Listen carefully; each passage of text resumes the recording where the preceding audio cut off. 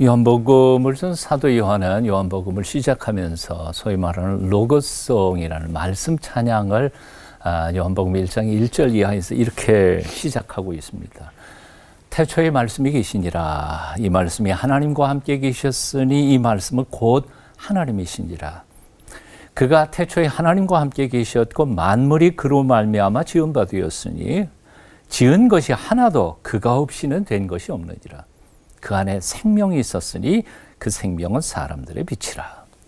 태초의 말씀으로 존재하셨던 하나님, 만물의 창조의 근원이셨던 그 하나님, 그 속에 생명이 있었는데 그 생명이 빛으로 우리 가운데 오신 하나님, 누군지 아시죠?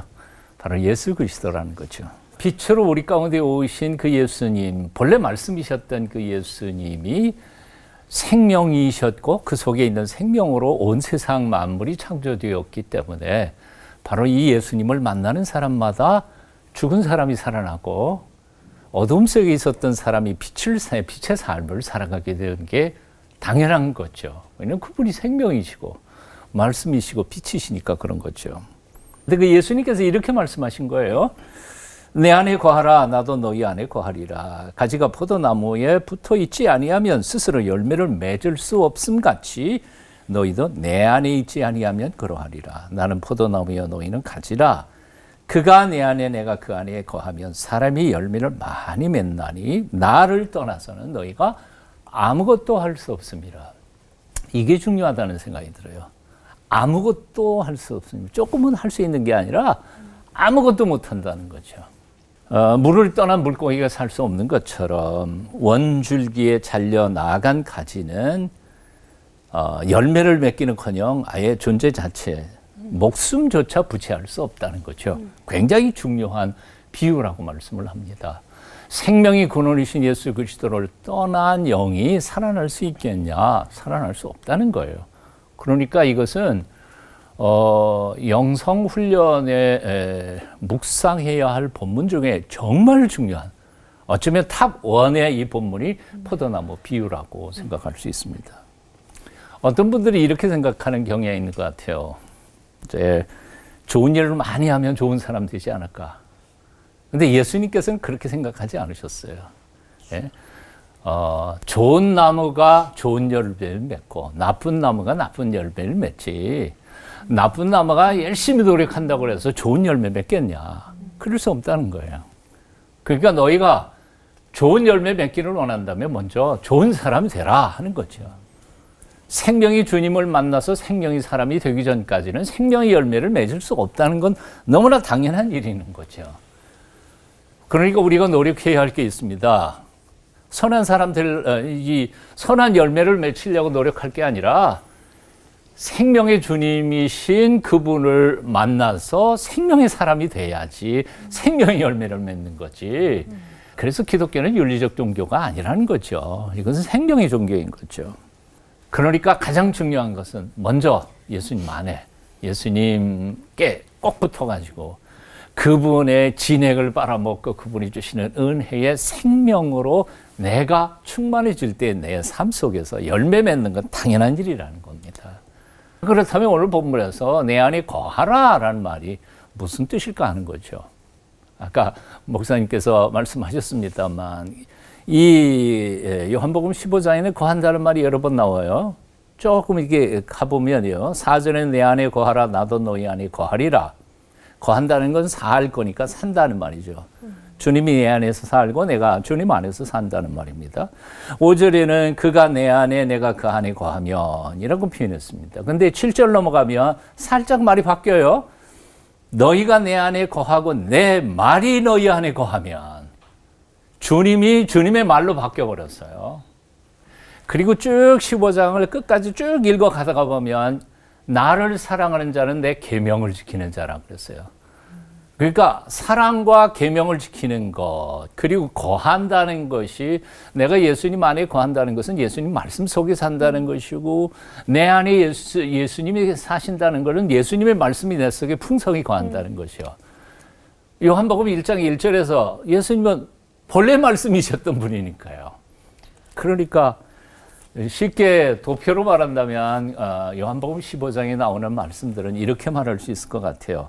주님 안에 산다는 거, 주님 말씀 안에 산다는 것이고, 말씀 안에 산다는 것은 말씀을 지켜 행한다는 것이고, 그렇게 말씀을 지켜 행하면서 주님의 말씀 안에 사는 사람은 기도의 능력이 생기는 거죠. 그래서 뭐든지 기도하면 열매를 풍성히 맺게 된다. 열매 맺으면 하나님 아버지께서 영광을 받으신다. 그러면 그때 그는 내 제자가 된다. 요한복음 15장을 한번 컴컴이 1절부터 쭉 묵상해 봤으면 좋겠습니다. 이제 말씀을 줄이면서 이렇게 묻습니다. 여러분, 예수님을 정말 나의 인생의 주인으로 모셔드렸습니까? 그리고 그의 말씀이 내 속에서 살아 역사하는 것을 경험하고 계십니까?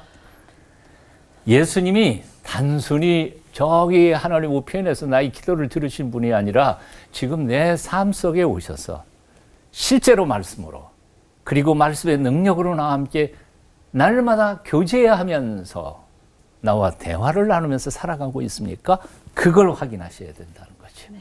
예수 밖에 있는 사람들은 이해할 수 없는 삶이지만 예수 안에 있는 사람들은 예전에 미처 몰랐어요. 이 기적을 체험하는 놀라운 삶이 날마다 이루어진다는 사실을 기억하면서 담대하게 살아갔으면 좋겠다 생각해 봅니다. 네. 기도하겠습니다.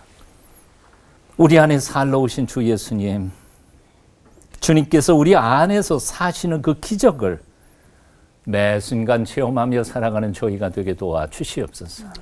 예수님 이름으로 기도합니다. 아멘. 아멘. 네, 이 비유가 나오는 그 요한복음 15장에 보면요, 그 열매라는 단어가 8번이나 나오고, 그리고 심지어 열매 없는 가지는 제거해버리신다는 그런 말씀이 있는데, 그렇게 열매를 좀 강조합니다. 이게 다 경고와 징계의 말씀인지 좀 궁금하고요. 그리고 구약 속 포도나무, 포도원, 이 두 가지는 어떻게 연관지어서 이해하면 좋을지까지 궁금합니다. 아까 임 목사님께서 설교 시간에도 그 말씀을 조금 하셨어요. 뭐 이사야 본문이라든지 여러 가지 본문들 말씀하셨는데, 요한복음 14장, 15장, 16장이 고별 설교이시거든요. 근데 그거를 오늘날 우리 목사들이 설교하는 설교 문장처럼 그렇게 예수님께서 그렇게 설교하셨을까? 그런 건 아닐 거고요. 아마도 사도 요한이 그날 밤에 예수님께서 하셨던 설교를 후에 기억을 더듬어가면서 이렇게 요약해가지고 아마 그렇게 정리했을 것이라고 생각해요. 또한 그 뒤에 이제 17장 기도 끝나시고 이제 18장이면 겟세마네 동산으로 가시는데 그 과정 속에 겟세마네 동산 성지순례 가신 분들은 알겠지만 겟세마네가 포도원들이 쫙 깔려 있거든요.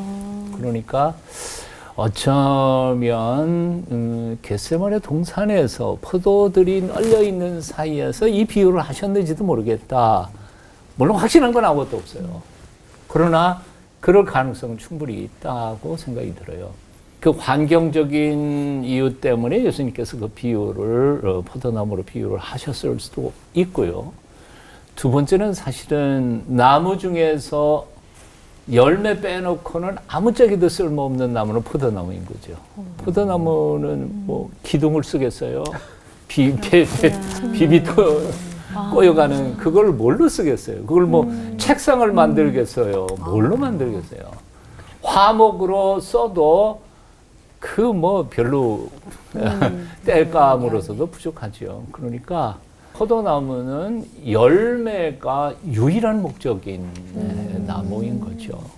어쩌면 이스라엘 백성들 그리고 아브라함의 영적인 후손인 우리 그리스도인들도 하나님께 맺히는 선한 믿음의 영적 열매들이 없으면 존재 가치가 없는 사람들이 아닐까. 그런 의미에서 이제 포도나무 비유라는 얘기를 했을 것 같고요.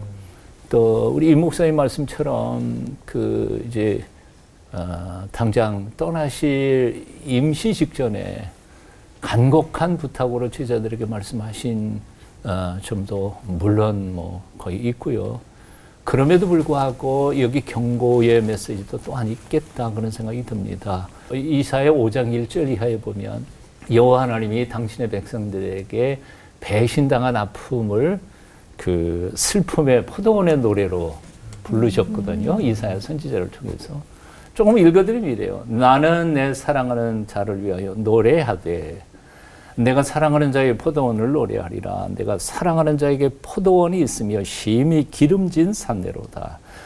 땅을 파서 돌을 제하고 극상품 포도나무를 심었도다. 그 중에 망대를 세우고 또 그 안에 술투를 팠었도다. 내 결국은 좋은 포도 맺기를 원했더니 들포도를 맺었도다 하고 탄식하는 하나님의 탄식 소리가 바로 이런 거예요. 그리고 자, 한번 판가름 해봐. 이 포도는 내가 어떻게 할까? 그냥 허물어 버려도 너희 말 못하겠지. 그리고 거기에 아픈 배신당한 아픈 여호와 하나님의 말씀이 담겨져 있는 게 이제 그 이사야 5장 1절에 나오는 포도원의 비유이고요. 또 사도 바울도 사실은 로마서 9장, 10장, 11장 거기에서 감람나무와 참 감람나무, 돌감람나무 비유를 하시면서 로마 교인들에게 이렇게 표현을 하죠. 야, 참 감람나무인 이스라엘 백성도 말 안 들으면 쳐냈는데 그 참 감람나무에 젖붙이게 된 너희 이방 교인들이야 얼마든지 쳐낼 수 있다. 그러니까 조심하는 게 좋아. 이게 쓴 게 이제 로마서에도 나오는 거니까 사실은 이 포도나무 비유 속에서 예수님께서는 두 가지를 다 말씀하고 계시는 것 같아요. 간절한 마음으로 내 안에 있기를 원하는 마음과 그렇지 못할 때에는 나를 떠나면 영원토록 멸망받을 수도 있다는 경고장이 있지 않을까 그런 생각해 봅니다.